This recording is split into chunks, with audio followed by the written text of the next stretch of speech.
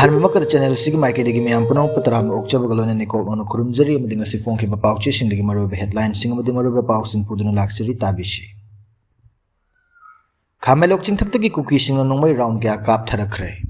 Indiagi President Nasim Pal the Tunglaragani, Murmugi Consulasi, Miambu Nuxiba Saduna Lakpone Amuko, Hauzik Maruba Paulo Bisi. Kamelok Chintaki cookies in a no way round Gak Tarakre. Sagolmang Police Station Konba. Nungsum Kulga Tangana Labor Kamen Lokaching Taki Kuki Kulai Pibasing around Numidang. No way round Kia Kaptorok with the Nungsum Kunjasing me by Nabugalun and a combing Operation Chatana Batakshin Cray.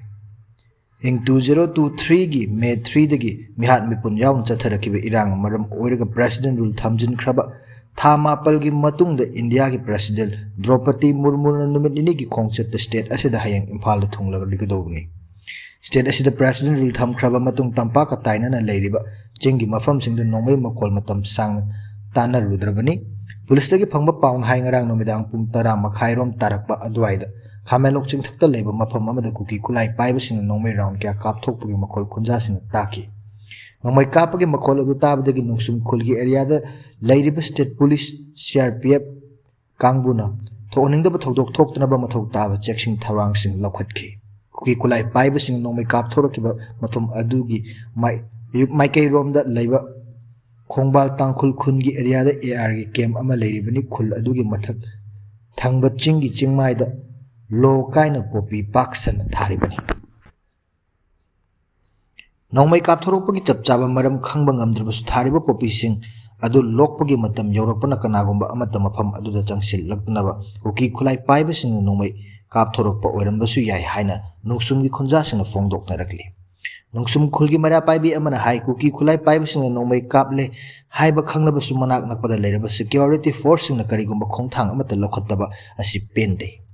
kuki khulai paibasina tawningbada tawduna president rule manungda fawba nomai kapthokpa ngamle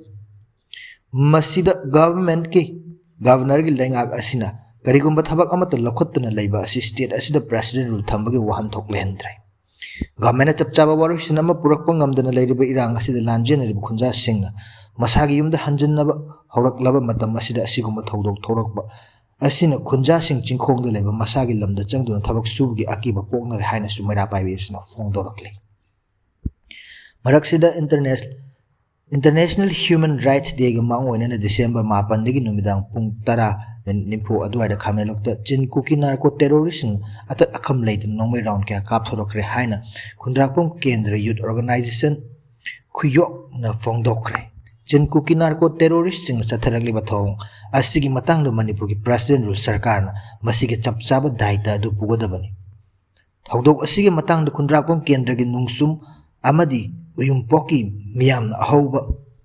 Tahoba Masung sound record Tahobagi Matung in a no way round Jahum Hena Kapki Haibasimadi Kaknangai late Trehari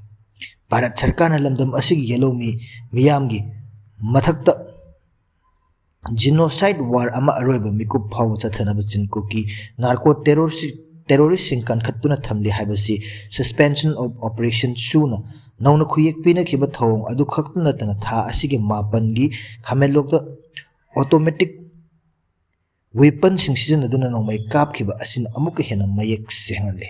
State as the Chin Cookie narco terrorist singer Popi Haduna environment and Kaheliba Amasung Marudaki Pangba sent from the Kulai Lashinduna Mapam Ayama the terrorist activity Tauriba Asi Kari Amata Kang the Udabagum Tamliba Asi Lamdam Asigi Miam Asi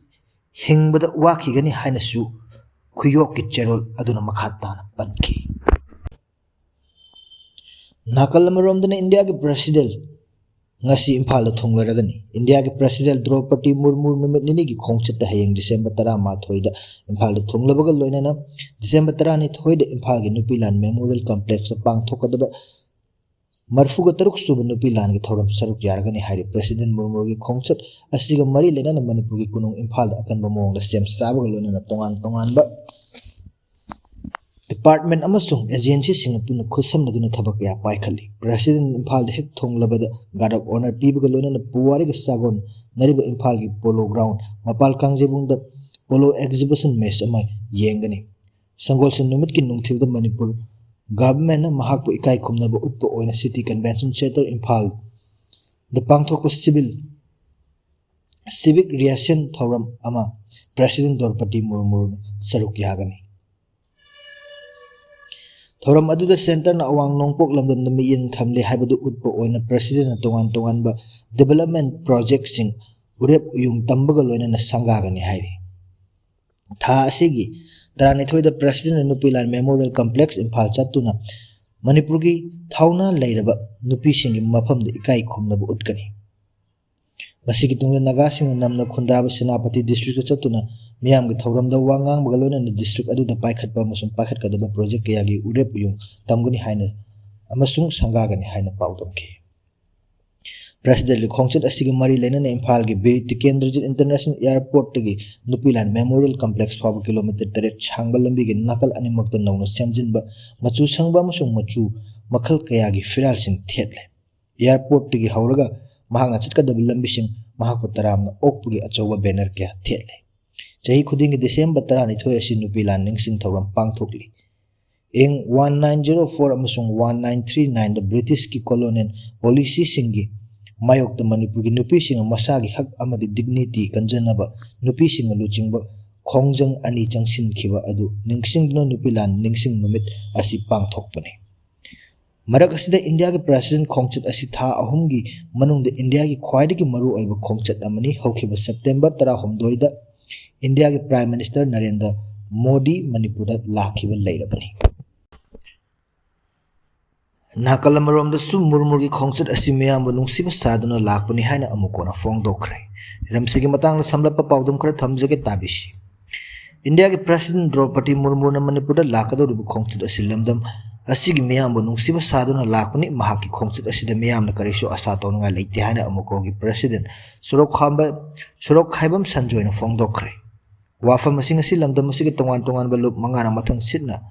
Amoba Amuko Kohar MSF amasung poirei leimarun mara paibi apunba Manipur puna khusam nadun thangmai ban gi thau round pangthokiba International Human Rights Day 2025 ki palan ga mari leina na mahakna fongdokhi thoramadu da mahakna hai hojik Manipur da oriba phibam mioiba khunai gi saktam asi hainingai leitana aduki matik phibam sokli masi government of India na ekhoibu directly natraga indirectly genocide tawganaba khotnaba gi achauba marang amani policy asidagi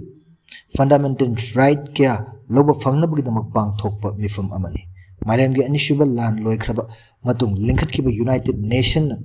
1948 December 10 dagi International Human Rights Day palan tawduna lagli ekoi asi India gi phibanung da hek tension khibadagi ekoi gi fundamental right kya mafangdabada natana khunai asida tapna hu thajinba psychological problem kaya ama pirakpa ekhoi industry education system na chingba kaya ama manghalakli ekhoi asi asa leitaba miyoi ama oina hinglakpa asigidama government of India ge mathakta akan mamong condemn tawi loinana mipum kharada loisinbe yaba mikup kharada loisinbe yaba lamdam sigi irang asi loisinbegi mohutta proxy war sathaduna lamdam sigi meyambo kham thengna wahanba asi condemn tawi amuko amadi masiga chatminaribu loopsing asina Manipur gi achau issue kya da miyambo kanduna laki makhata na su iramdam asi kannana ba achau ba daita lawkhigani thoidokna Manipur muthatpa yaroi self determination is a word but right for special power it loktho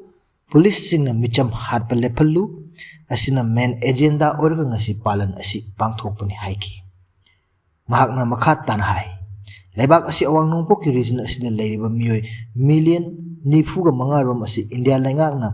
lanban oina season narakli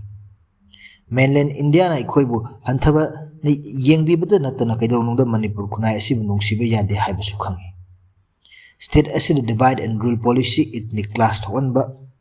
ekhoibu chawkhattana bu khonaba tapna namthabaga lonana khunai asi hagottana bu khonaba system kaya ama anauba natte India government na chatharagliba thawong sing asida Manipur ngasi gi mirol asina tungi mirol sing asi kandaba yadi haibagi pandam na ngasi International Human Rights Day पांथोकपनि हाइनसु फोंदोकी हयंग state इसिदे India के president लाकदौरिबा असिगा मरि लेना पाउमिसिंग हंगबा वाहंगी पाखुम पिरदुना सोरोक खाइबम संजोयना हाय इंडिया गवर्नमेंट असी यामना वहनथोक यावदब सरकार अमनि हायना खल्ली मरमदि ब्रिटिश गवर्नमेंट चाही चनी लोइलम संदोकलंबा अदु इंडिया गवर्नमेंट का करिसु खेनबा लेते ममिंग खक खेनबनी मेन इंडिया ना लेबाक असी नॉर्थ ईस्ट रीजन असी अदुकी मतिक तोखाइना अनस्टेबल ओइना थमी गवर्नमेंट ऑफ इंडिया के मकोक ओइरिबा हयंग मणिपुर लाकदौरिबा असी मणिपुर मियाम की ओइना लाकपनती ममिंग तगी ओइना लमदम सिगी मियाम बु नुंगसिबा सादुना लाकपनी मरम अदुना महाकी खोंगसत असी मणिपुर मियाम न करिसु आशा तौनगाई लेते कोइना गवर्नमेंट ऑफ इंडिया करिसु आशा थमदे हाइना फोंदोकी ngasiगी थौरम अदुदा रिटायर्ड डिस्ट्रिक्ट एंड सेशन जज अरिबम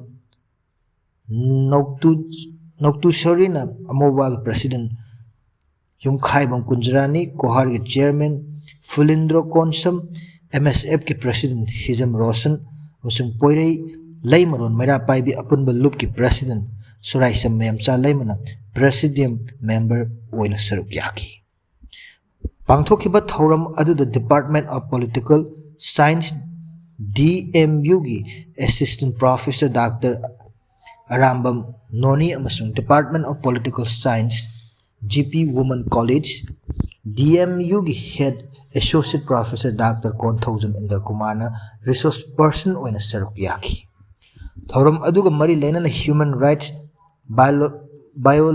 बायोसाइंस की विक्टिम सिंग सॉलिडरिटी उत्प ओइना मिनिट अनि तुमिना लेप्तुना अवाबा फोंदोकी